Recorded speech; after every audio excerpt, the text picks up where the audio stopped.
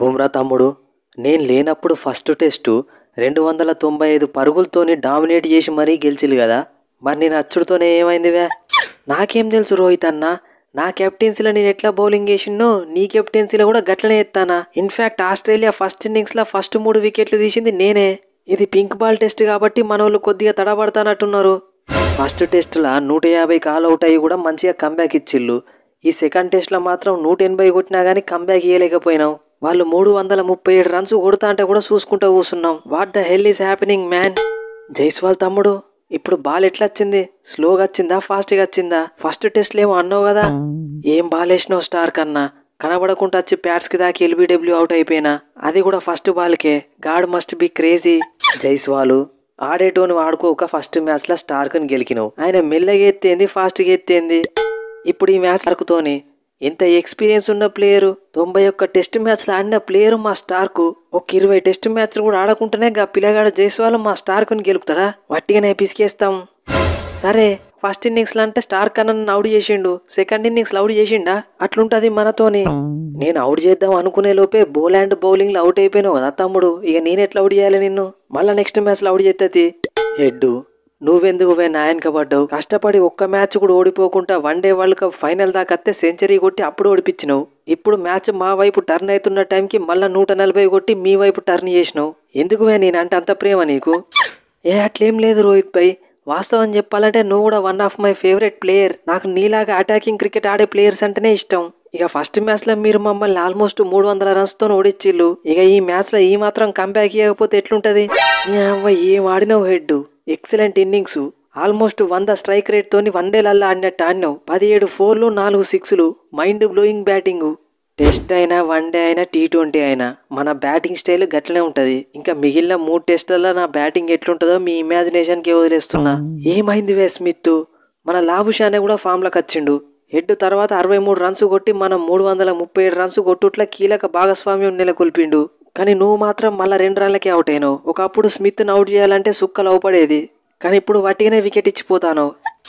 కమిన్సు, నేను ఎవరు బౌలింగ్లో అవుట్ అయినా బుమ్రా బౌలింగ్లా, నువ్వు కూడా అర్థం చేసుకోవాలి. ఇక ఇప్పుడు ఈ మ్యాచ్ మనం ఎట్లయినా గెలుస్తాం. గెలిచిన తర్వాత నేను ఒక పాజిటివ్ మైండ్ సెట్లకు వస్తా. అప్పుడు చూడు నా బ్యాటింగ్ ఎట్లుంటుందో. ఖచ్చితంగా అన్నా, ఈ మ్యాచ్లో నేను ఒక్కనే హాఫ్ సెంచరీ కొట్టినా నెక్స్ట్ మ్యాచ్లో మన ఇద్దరం కలిసి సెంచరీలు కొట్టాలి.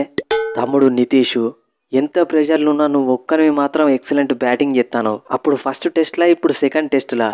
కానీ ఈ మ్యాచ్లో మనం గెలవాలంటే నువ్వు అంతకు మించి ఆడాలి. నాకు తెలుసు నువ్వు ఫస్ట్ టైం ఆస్ట్రేలియాకి వచ్చినావని, కానీ ఎప్పటి నుంచో ఆస్ట్రేలియాకి వస్తున్న మా అందరికంటే నువ్వే మంచిగా ఆడతాను.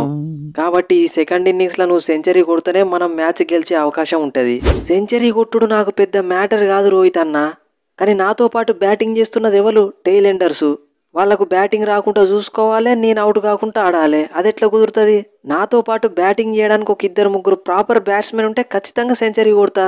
బౌలింగ్లో తీయలేదగ్గ లాబుషానే వికెట్.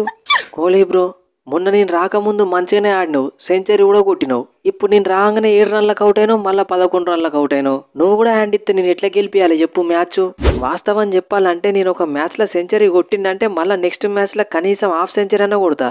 కానీ ఈ మ్యాచ్లో వర్కౌట్ కాలేదు. ఎనీవే, 3వ మ్యాచ్లో సెంచరీ ఫిక్సు. రాహుల్, నీకోసం నా ఓపెనింగ్ స్పాట్ త్యాగం చేస్తే గిట్లనే నన్ను ఆడేది? 7 రన్లకు అవుట్ అవుతావా చెప్పు? ఫస్ట్ ఇన్నింగ్స్లో 37 రన్స్ కొట్టినా కదన్నా. ఎనీవే, ఈ సిరీస్ మొత్తం నన్ను ఓపెనర్గానే కంటిన్యూ చేయండి, చూపిస్తా KL రాహుల్ ఆట ఎట్లుంటుందో.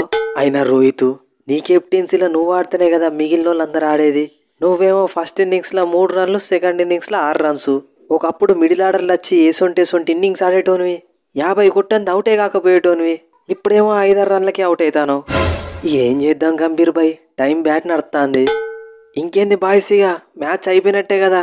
2 రోజులలోనే మ్యాచ్ను మడత పెట్టినాం. 128కే 5 వికెట్లు, ఇంక 29 రన్స్ రీడ్ ఉన్నది. రేపు ఇగో 100 రన్లు ఇచ్చి మిగిలిన 5 పుల్లలు కూడా తీస్తాం. అది మేము వచ్చి వట్టిగానే కొట్టి మ్యాచ్ గెలుస్తాం. పంతు, నితీష్ కుమార్ రెడ్డి, మీ ఇద్దరు చేతుల్లోనే ఉన్నది ఇక ఆట. మీ ఇద్దరు కనుక 200 రన్స్ పార్ట్నర్షిప్ చేస్తే మ్యాచ్ గెలుస్తాం. కనీసం 150 రన్స్ పార్ట్నర్షిప్ చేస్తే గెలవడానికి ట్రై చేస్తాం. ఇక లేకపోతే గంతే, మ్యాచ్ పోయినట్టే. పంత్ క్రీజ్లు ఉన్నాక మ్యాచ్ పోయినట్టే అని అనుకోవడం తప్పు. నాకు కరెక్ట్ పార్ట్నర్ నితీష్ రెడ్డి ఉన్నాడు.